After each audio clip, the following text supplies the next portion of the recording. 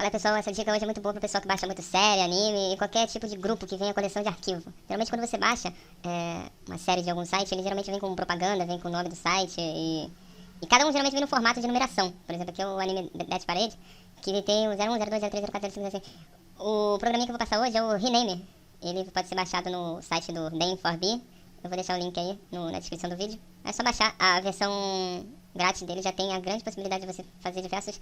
Você faz o básico de renomear, mas eu recomendo ele, se eu não me engano tá R$20, ele é bem barato. Assim, pelo que ele pode te oferecer, se caso você usa muito quantidade de arquivo, esse programa pode salvar a sua vida. Por exemplo, eu vou tirar até esse punch aqui de todos os inícios. O que você faz? Você abre o programinha, seleciona aqui tudo primeiro, arrasta pra dentro dele. O melhor desse programa é que você vai poder ver tudo que você tá fazendo aqui, as opções que eu vou colocar, ele vai aparecer como uma pré-visualização. Por exemplo, vou adicionar uma regra e vou remover o punch. Punch. Underline. Aqui, você tá vendo? Agora ele já tá, tirou. Se eu dar um rename aqui, ele vai renomear lá com sucesso. Então você precisa renomear primeiro. Você vê como é que fica. Se caso der algum conflito, ele avisa.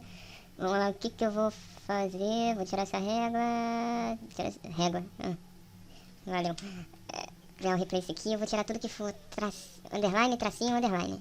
Eu vou tirar apenas, vou botar um espaço aqui. Pronto. Ele tirou aqui tudinho. Beleza. Rename. Pronto, tá lá. Então dá pra você... vou fazer outro aqui. Tirar entre o H, underline e o P. Eu vou botar só o H espaço P. Pronto, pra me tirar esse underline aqui do meio. Deu um rename de novo, com sucesso. Então você vai organizar seu arquivo assim, de maneira super fácil, que geralmente tem vários aqui que eu baixo, cada um vem de um formato, cada um vem de um jeito, então esse programa auxilia bastante, principalmente caso você mexer muito com imagem também, quiser criar um padrão,